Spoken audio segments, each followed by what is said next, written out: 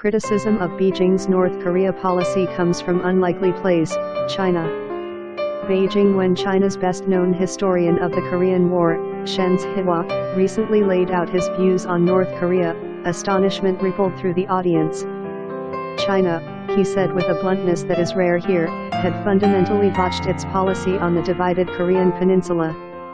China's bond with North Korea's communist leaders formed even before Mao Zedong's decision in 1950 to send People's Liberation Army soldiers to fight alongside them in the Korean War.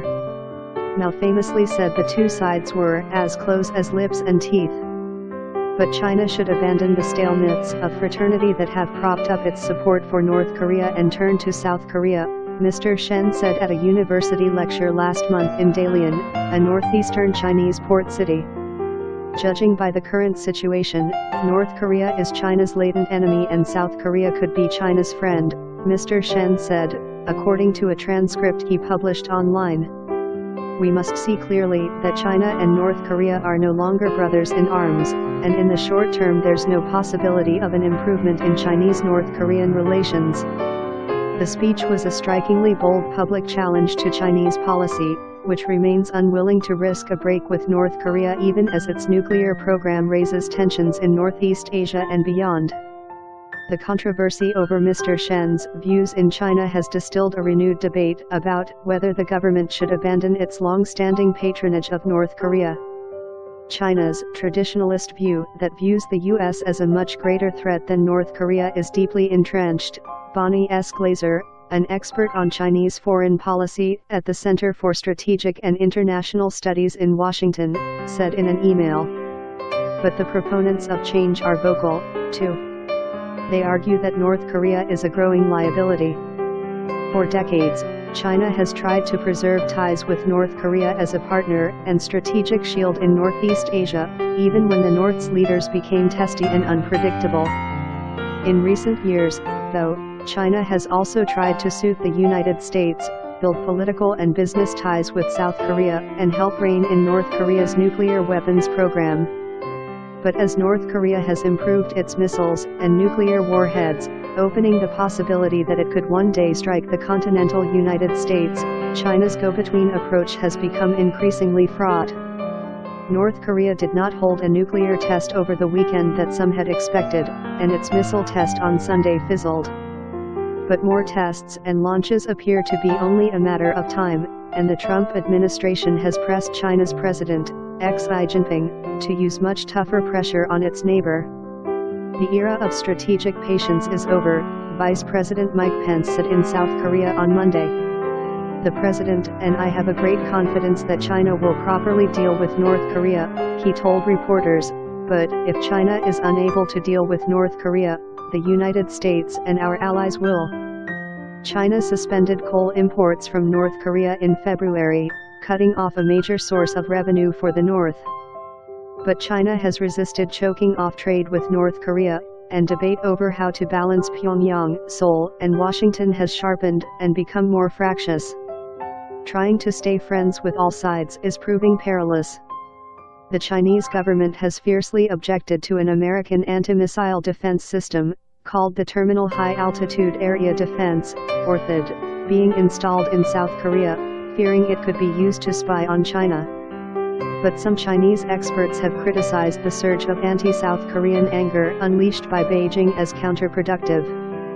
Global Times, a state-run newspaper that often defends Chinese government policy, cautioned last week that North Korea would face harsher sanctions if it went ahead with another nuclear test. On Monday, the paper redoubled that warning, calling for China to choke off most oil supplies to North Korea if there was another test.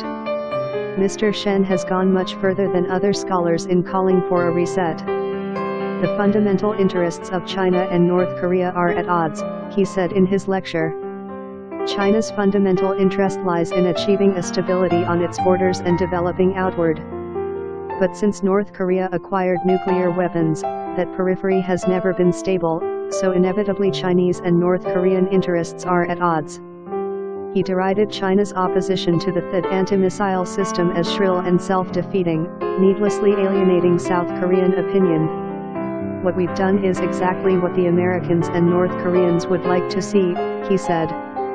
Mr. Shen's views have incensed Chinese ultranationalists, who have accused him of selling out the country's ally in Pyongyang. His views and the debate about them have not been reported in Chinese state news media. But Mr. Shen's speech remains on the website of the Cold War History Research Center at East China Normal University in Shanghai, where he works. He has also restated his views at lectures in Shanghai and, last week, in Xi'an in northwest China, he said.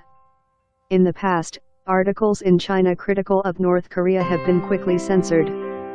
In 2004, an influential Chinese policy magazine was closed down after it published an essay critical of North Korea.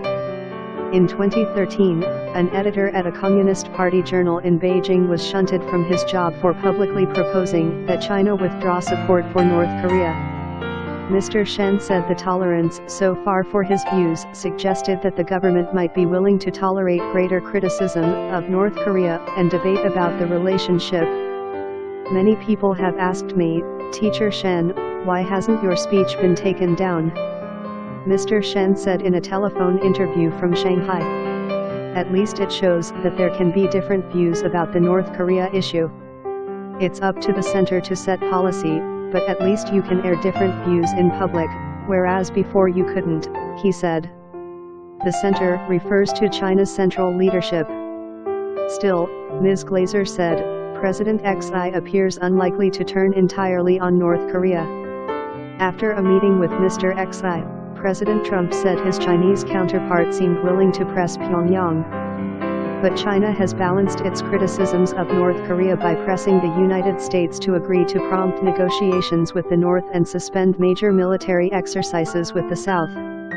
In South Korea on Monday, Vice President Pence held out the possibility of opening talks with the North Koreans, noting that Washington was seeking security through peaceable means, through negotiations.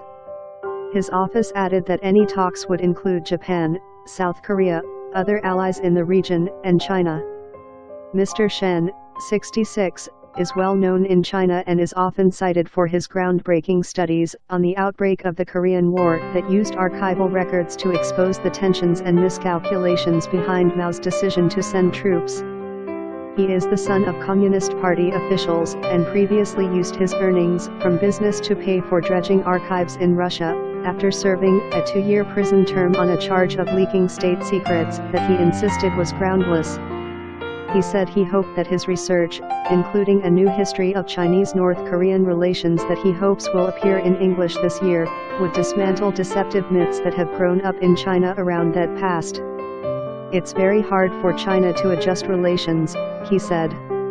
If everyone understands the truth and this myth is burst, then there'll be a basis among the public and officials for adjusting policy. But Mr. Shen acknowledged that shifting direction on North Korea would carry risks. If political cooperation between Beijing and Washington fails to constrain North Korea, he said, the two governments should cooperate in a military response. If North Korea really does master nuclear weapons and their delivery, then the whole world will have to prostrate itself at the feet of North Korea, he said in the interview. The longer this drags out, the better it is for North Korea.